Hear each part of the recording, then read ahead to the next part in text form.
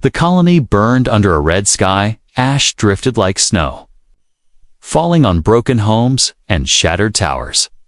The air was thick with smoke and the cries of the wounded. But among the survivors, there was no time to stop, no time to look back. They carried what they could and ran toward the hills. Leaving behind those who could not walk, in the middle of the ruins lay a girl. Her small body half buried under a fallen beam. Her skin glowed faintly in strange blue patterns, the sign of her alien blood. Her lips trembled as she whispered. But no one turned, no one listened. The others had decided she was too weak, too broken, not worth the risk, so they left her alone. To die beneath the smoke-filled sky, hours passed like slow fire. The girl tried to move, but pain stabbed through her ribs. Her breath was shallow. Each one a battle. Her eyes closed, but the cold ash stung her skin and kept pulling her back. To the world she wished to leave, she thought of her mother, her brothers. The faces she would never see again, tears mixed with the dirt on her cheeks. And her small hand weakly reached out, even though no one was there to hold it. Then footsteps crunched on the ash, heavy and slow, not the sound of fleeing survivors, not the metallic march of patrol machines. It was different, steady, human. A man walked among the ruins, his boots blackened with dust, his coat torn at the sleeve. His eyes searched the wreckage, not for treasure, but for life, and that was when he saw her. For a moment he froze, staring at the glowing lines across her skin. He had seen alien children before, but never one so broken, so small, so left behind. His mind told him to move on. He had little food, little water, little hope for himself, but his heart refused to let his feet obey. He stepped closer, kneeling in the ash. Her hand moved, barely, brushing his boot. Her voice was thin, almost swallowed by the wind. "Please, don't leave me," she whispered. The man's chest tightened. That voice, that plea. It struck something deep inside him. Memories of another battlefield, another face, his younger sister lying broken, calling out for help that never came. He had failed once, but not again, never again. He pushed the beam off her with all his strength, muscles burning, dust and sparks rained down, but he pulled her free and lifted her into his arms. She was light, far too light for a child her age. Her eyes fluttered, her body trembling with fever still, her faint breath brushed against his chest. Proof that life had not yet left her. The ruins groaned around him. Above, scavenger drones floated like vultures, scanning for movement. He pressed his back against a cracked wall, waiting as their red lights passed by. The girl whimpered, and he whispered into her ear, "Quiet now, I've got you." When the machines drifted away, he moved again, fast but careful. Each step sank into ash. Each corner could hide danger, but he carried her close, shielding her with his body through shattered alleys and broken doors, until he reached the mouth of a cave hidden behind fallen rock. Inside, the air was cold but safe, silent except for the drip of water. He laid her gently on the ground, tearing strips from his sleeve to wrap her wounds, her glowing blood stained the cloth, but the bleeding slowed. He lit a small fire from scraps of wood. Holding his hands out to bring her warmth, her eyes opened for a moment. Catching the flicker of the flames, she studied his face. Confused, but too weak to speak. "You're safe now," he whispered. Though he wasn't sure it was true, outside, the war still raged. And tomorrow would bring more danger. But for tonight, here in the cave, she would not die alone. He made a silent promise, one that burned brighter than the fire. He would not abandon her, not like the others did, no matter the cost. He would keep her alive, and so, in the heart of a broken world, a bond began in silence. A human who could not walk away, and an alien girl who had nothing left but a faint breath and a plea. The colony had given up on her, but one man refused. The story of their survival had Just begun. Asterisk, the cave walls were damp, shining faintly in the firelight. Shadows stretched across the stone, making the place feel both safe and haunted. The human sat with his back against the wall, his arms aching from carrying her through the ruins.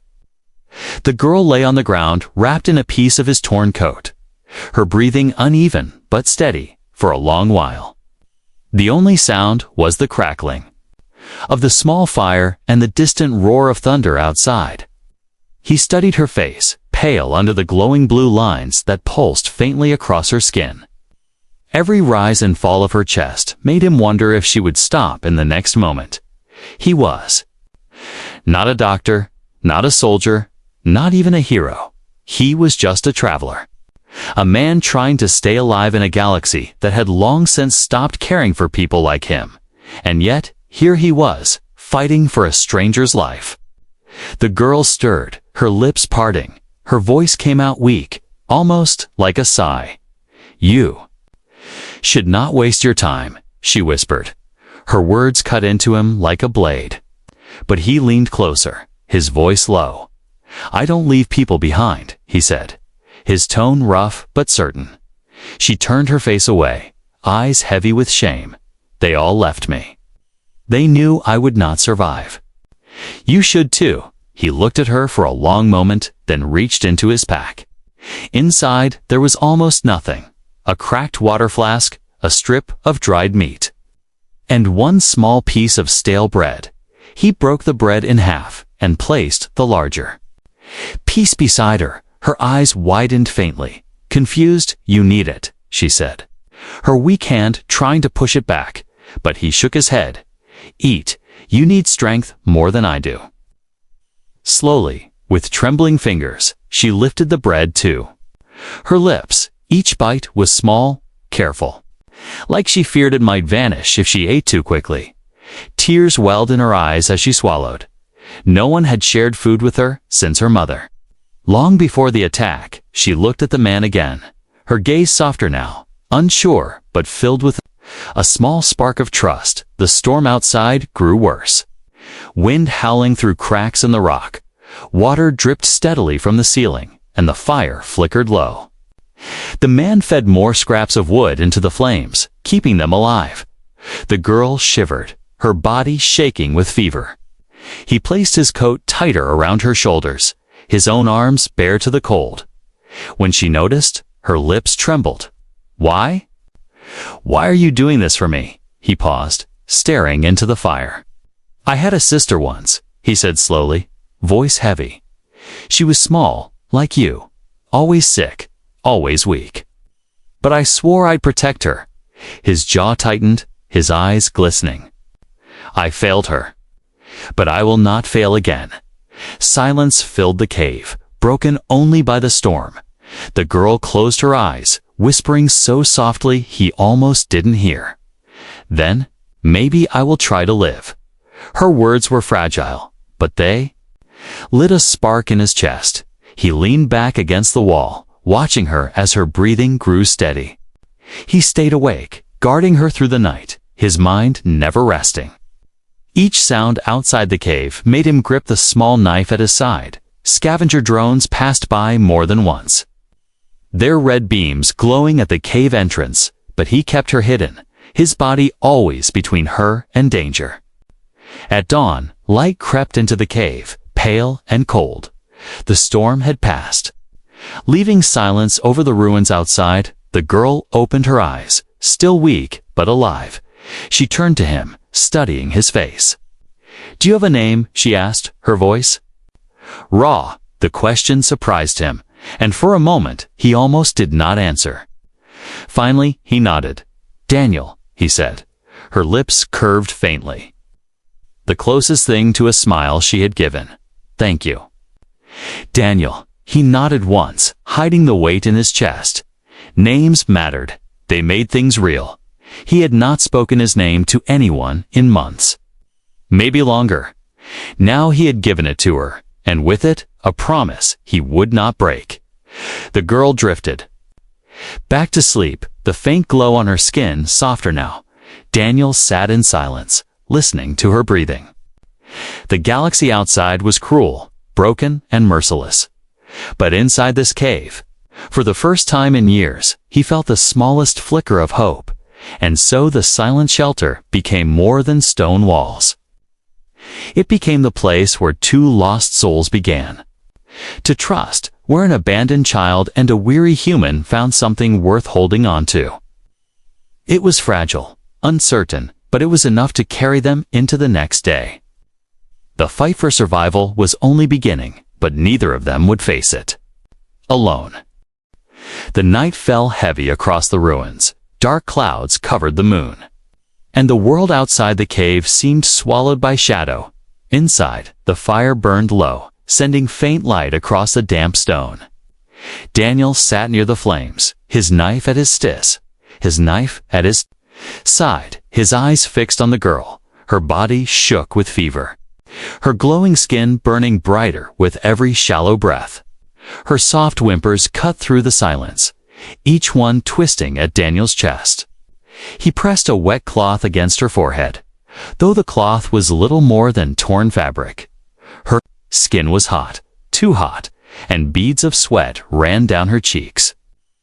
She whispered in her sleep, words in her alien tongue. Daniel could not understand them, but the pain in her voice needed no translation. He leaned close, speaking gently. "You're safe here. Hold on. Don't let go." But her body jerked as another wave of fever struck her.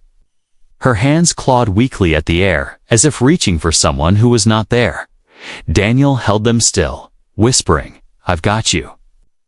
Just breathe."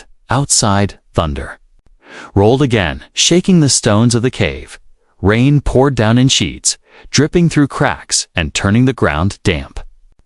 The fire hissed and flickered, but Daniel fed it carefully, refusing to let it die.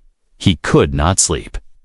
Not while she struggled between life and death. As the hours dragged, memories came uninvited. His sister's face, pale and fragile in her final days, the way she had clutched his hand, whispering for him to stay, and how he had been pulled away. Ordered to fight, leaving her alone, he had returned too late, only to find silence where her voice had once been. The guilt never left him, and now it burned brighter as he watched this girl fight for life. Her fever worsened, and suddenly her glowing marks flared bright blue, lighting the cave. Daniel froze, staring. The light pulsed from her chest outward, as though something inside her was struggling to break free. For a moment, he feared she would burn from the inside out. Her back arched, and a cry tore from her lips, so raw and filled with pain it echoed against the walls. Daniel grabbed her shoulders, holding her down. "No, stay with me. Don't give up," he begged. Her eyes flew open, glowing faintly, staring at him with fear and confusion. Then they rolled back, and she collapsed into his arms. He pulled her close, heart racing, whispering fiercely, "You're not dying, not tonight. Not while I'm here." Minutes felt like hours. Hours felt like days. The storm raged on, and Daniel's strength began to waver. But still he kept watch, wiping her sweat, cooling her skin with water. Each time her breathing slowed, he shook her gently, refusing to let her drift too far. His voice filled the silence, low and steady. "You're stronger than this. You've already survived what no one else believed you could. Don't stop." Now, at one point, her hand found his sleeve, fingers weak but clutching, her lips parted, whispering a single word in broken speech, "Stay." Daniel's chest tightened, and he bent close, answering softly, "I will. I promise." The hours bled together until the storm outside began to quiet. The thunder moved farther away, and the cave grew still again. By then, Daniel's eyes burned from exhaustion, his body stiff and cold. But when he looked down at her, he saw the glow on her skin begin to fade into a softer light. Her breathing steadied. No longer the frantic gasps of a drowning soul. Her fever cooled little by little. Her trembling eased at last. She slept deeply, her small hand still holding his sleeve. Daniel sat unmoving, his head heavy with weariness. But he dared not pull away, dared not leave her side. He watched her chest rise and fall, each breath proof that she was still here. Still alive, a weight lifted from him, and he let out a long, shaky breath. The night was not yet over, but the worst of the storm had passed. Daniel leaned back against the wall, whispering into the shadows, "You made it through the night. You fought harder than anyone thought you could." He closed his eyes for a moment, just long enough to rest. The fire crackled low, and the cave settled into silence. And so the long night of pain ended not in death, but in fragile survival. The girl had endured, carried through by the strength of her own spirit and the stubborn will of one human who refused to let her go. Outside, the ruins still smoked, the world still broken, but inside the cave, a small flame of life burned on. A promise had been kept, and the bond between them had grown stronger than either realized. Morning crept into the cave like a whisper. The storm had passed, leaving only the sound of dripping water from the stone ceiling. Ash still floated in the air outside. Glowing faintly in the pale light of dawn, Daniel rubbed his tired eyes, his body stiff after a night without rest. But when he turned to look at her, his exhaustion eased. The girl still slept, her chest rising slowly, her glowing lines dim now. No longer burning with fever, her small hand still clutched the torn fabric of his sleeve, as if she feared he would vanish if she let go. Daniel sat silently, listening to her steady breathing. Relief filled him, heavy and warm, because she had survived the night. A night that had nearly taken her away. At last, her eyes opened, hazy and confused. For a moment, she stared at the roof of the cave, then at the fire, then at him, her lips parted, her voice weak but clearer than before. "You stayed," she whispered. Daniel gave a small nod, his voice steady, though his throat was dry. "I told you I would." She blinked, as if unsure whether to believe it. Her people had left her, even family had walked away. Yet this human who owed her nothing had carried her into shelter and sat awake all night guarding her. The thought filled her with both wonder and fear. Why would anyone do such a thing? Her stomach growled softly. Breaking the silence, Daniel reached into his pack, pulling out the last of his dried meat. He placed it in her hand without hesitation. Her eyes widened. "But you need it," she said. Her voice trembling, he shook his head, a faint smile crossing his lips. "I'll find more. You need this now." She studied him for a long moment, then slowly took a bite. The taste was rough, dry, but to her it felt like the richest meal she had ever eaten. Her eyes watered again, though she tried to hide it. She had not felt this kind of kindness in a long time. Not since her mother's arms. Not since before the attack. After a while, she looked at him again, her voice quiet. "What is your name?" she asked. He hesitated, as if unsure whether to share. Names carried weight. They could bind, they could hurt. But finally, he answered. "Daniel," she repeated it softly, almost like she was testing the sound. "Daniel," she whispered, as though the name itself carried warmth. "And yours?" he asked gently. She lowered her gaze, her fingers tightening on the cloth. "My name is Lyra," she said at last. Her voice carried both pride and sadness, as though the name belonged to another life. Daniel nodded, repeating it carefully. "Lyra." And in that simple exchange, something shifted between them. They were no longer nameless survivors hiding in the dark. They were Daniel and Lyra, two souls bound by more than just chance. As the day stretched on, Daniel helped her sit up. Her body was weak, trembling with every movement, but he guided her carefully, giving her water and steadying her against the wall. At first, she resisted, afraid she would be a burden, yet his patience never wavered, and slowly she accepted his hand. In the quiet moments, she began to speak more. Fragments of her story slipped through her lips. She told him of the attack, of the screams, of running until her body failed her. She spoke of her family, voices she would never hear again.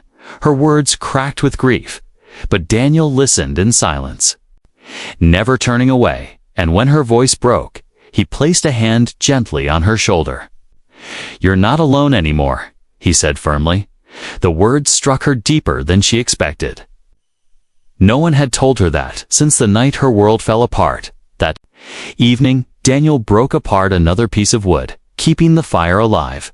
Lyra watched him, her eyes reflecting the flames. Finally, she whispered, "You gave me your food, your coat, your name." "Why?" He paused, staring at the fire. "Because you're worth saving," he said simply. His voice carried no hesitation, no doubt, only truth. Her lips trembled, tears filling her eyes for the first time. She believed it might be true, that maybe she was not worthless, not forgotten. Maybe someone saw her as something more, and in that fragile moment, trust began to take root. That night, when the wind howled faintly at the cave's entrance, Lyra did not reach out in fear. Instead, she leaned against Daniel's side, her small body pressing close. He looked down in surprise, but said nothing, only adjusted his coat to keep her warm, and together they sat in the glow of the fire, silent, but not alone. The first spark of trust had been lit, a fragile flame, but one that would grow brighter with every choice they made. The world outside was still broken, still cruel, but inside the cave, hope had been born. The morning after their fragile peace began, the cave no longer felt safe. Daniel knew it before the first sound reached his ears. The faint hum of machines drifted in with the breeze, low and sharp, scavenger drones, hunters built to find survivors. He rose to his feet quickly, his hand gripping the knife at his belt. Lyra's eyes widened as the sound grew louder, her body stiff with fear. "They're close," she whispered, her voice shaking. Daniel crouched near the cave entrance, peering. Out through the broken stones, he saw them, black, insect-like drones gliding through the ash, their red eyes scanning the ruins. Too many for him to fight, too close for them to stay. He turned back to Lyra, his voice steady though his chest was tight. "We need to move." She tried to stand, but her legs trembled, still weak from fever. Daniel caught her before she could fall, his arms steady around her small frame. "I can't," she whispered, shame filling her eyes. "Yes, you can," he answered firmly. "And if you can't, then I'll carry you." Without waiting, he lifted her into his arms again. Her light weight pressed against his chest, and her glowing skin flickered faintly under the dim light. She clung to his torn coat, her breath fast with fear. He moved quickly, slipping from the cave into the ruined streets. The city lay silent. A skeleton of its former self, collapsed towers leaned against each other like broken teeth.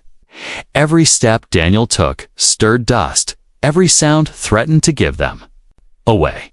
But he moved carefully, hugging the walls, keeping to the shadows. Lyra's eyes darted around, her fear raw. "Why are they still hunting?" she whispered. Daniel shook his head.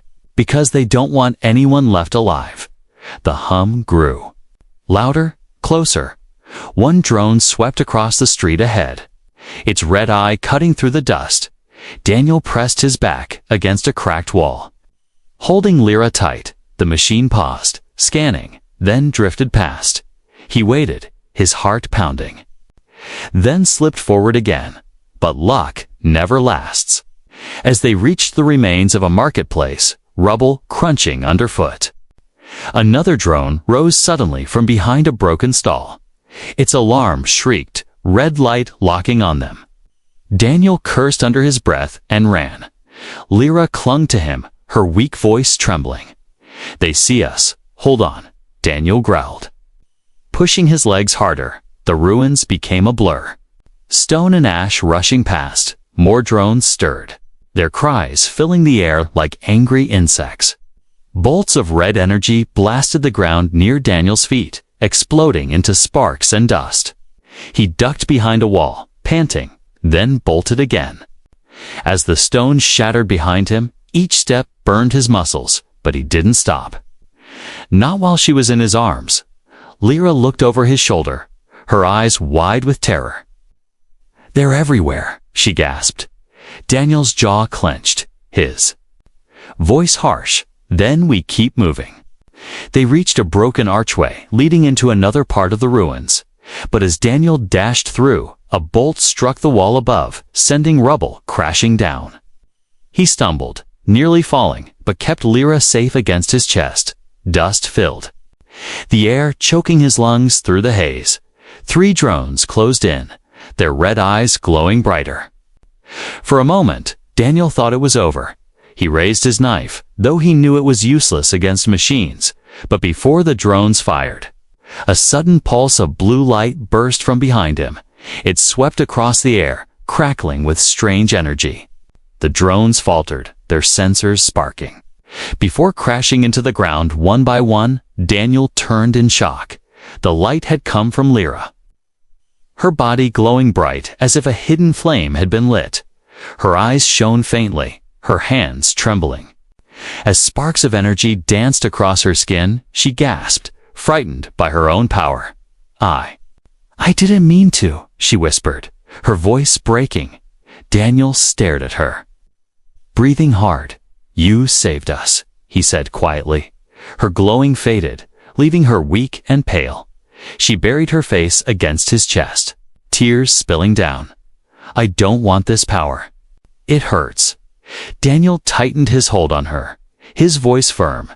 "Then we'll learn to control it." Together, the ruins fell silent again, smoke rising from the broken drones. Daniel carried her to a safer corner, lowering her gently to rest. On a piece of stone, his heart was still racing, not just from the chase, but from what he had seen. She was more than a survivor, more than just a child he had found. There was something hidden inside her, something the machines wanted to erase. And now he knew why. Lyra sat trembling, staring at her hands as if they belonged to someone else. Her voice was faint, but the words carried heavy fear. "They'll never stop hunting me." Daniel crouched beside her. Meeting her eyes, "Then let them hunt," he said, his tone steady, "as long as I breathe. They won't touch you for the first time." She looked at him, not with fear, but with something new. Trust, deeper than before. The chase had nearly broken them, but it had also revealed a truth. She was not helpless. And he was not going to let her face it alone.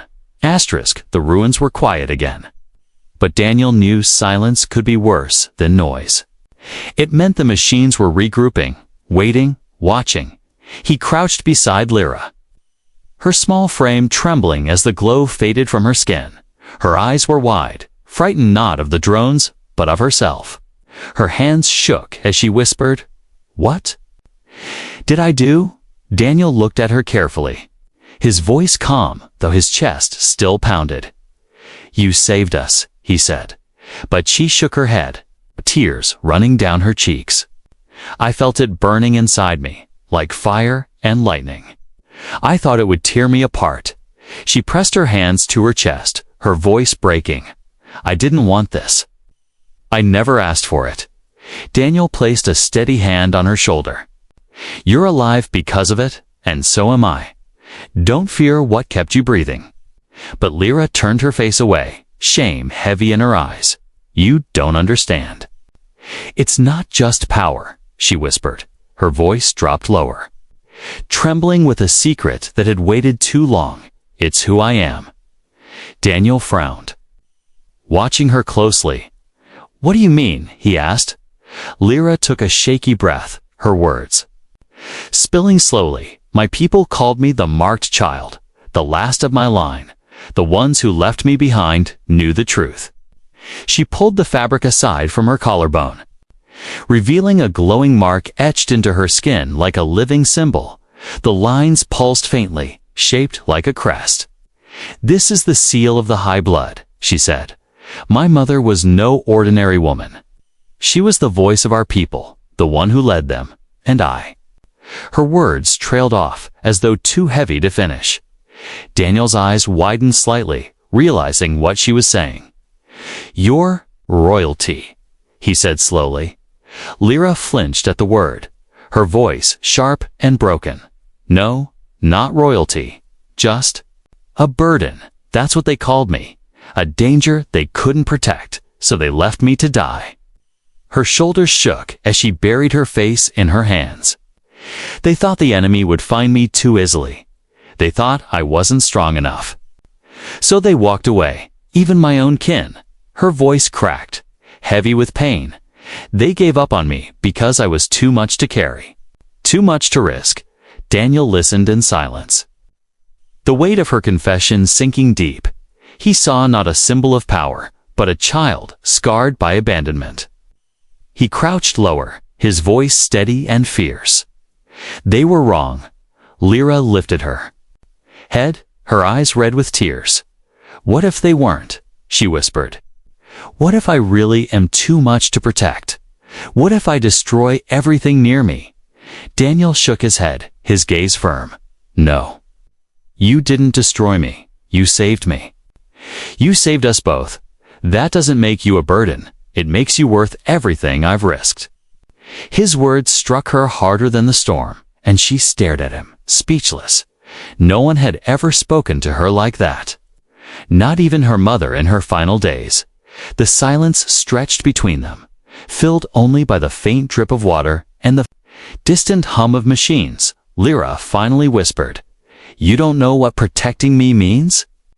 If they find out who I am, they will send more than drones. Whole armies will come.